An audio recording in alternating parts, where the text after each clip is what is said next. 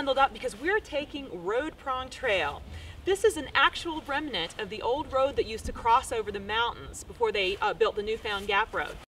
We parked at Chimney Tops Trail and got a ride to the Road Prong Trailhead.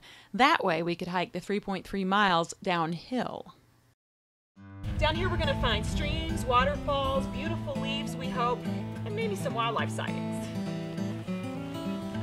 Hey, look who I found along the trail. This is Jeremy from the Great Smoky Mountain Institute. What are you guys doing out here today, Jeremy? We have a class on Southern Appalachian ecology. This is an old roadbed. This is where Native Americans, for a long time, this was their main route over the mountains. This was a wagon road for early European settlers during the Civil War. Can't imagine them bringing a wagon down No here. kidding. And this was guarded up here during the Civil War so that they didn't bring in weapons. And then, of course, Newfound Gap, which a lot of people have heard about, was the name Newfound means they found a better way over the mountains. And so that replaced this. So now it's just a trail, huh? Now it's just a hiking trail. Cool. Well, Jeremy, thanks. So this hike follows one of the prongs of Little Pigeon River all the way down. And here's our first creek crossing. No problem. At the higher elevation, the trail passes through a spruce fir forest. We saw some spectacular old-growth trees showing off their fall colors when we moved into the northern hardwoods. Now Jeremy told us we'll finish the hike in a cove hardwood forest. Amazing that one hike takes us through 3 different forest types. Here's what the west prong of the Little Pigeon River looks like now. Crossing number 2.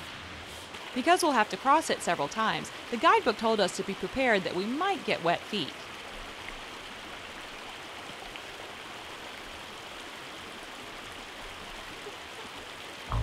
So for the next few yards, the creek and the path are the same. So I'm gonna try to hop around here from some rocks, try to keep my feet dry, see what happens here.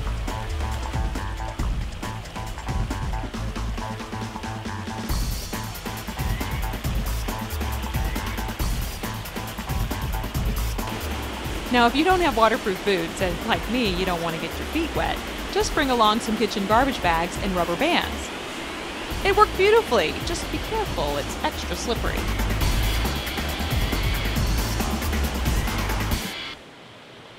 Wow, check out this landslide. The trail had to be diverted around it after Hurricane Opal whipped through the Smokies in 1989. So here the trail gets a little wider and a little better defined, and you can actually imagine this being a really rough road that the settlers and before that the Indians actually used to cross the mountains. During the Civil War, both Union and Confederate soldiers used this road at different times.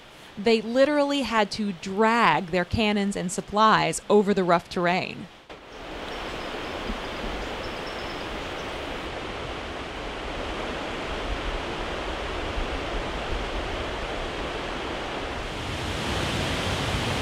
Yum. PB&J on the trail. Nothing quite like it. This is our videographer and editor, Jill.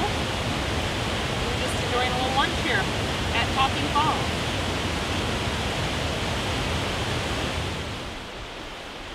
This part of the trail is filled with rhododendron. I can just imagine how beautiful the flowers are come spring and summer.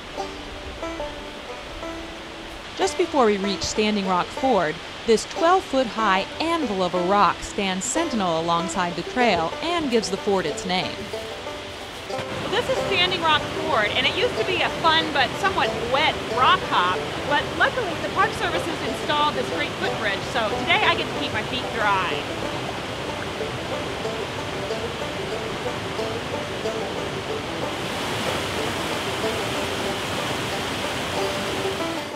Here we're passing through the more open area of Indian Grave Flats and Beach Flats, where as late as the early 1900s a home site and lumber mill stood.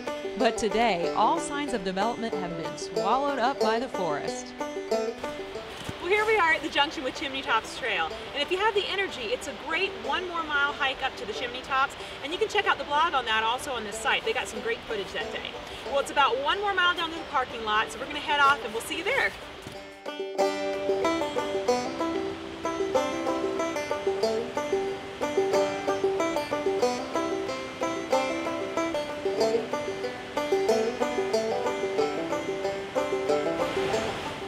Thanks thanks for joining us on Road Prong Trail. We made it to the Chimney Tops parking lot where we left our car.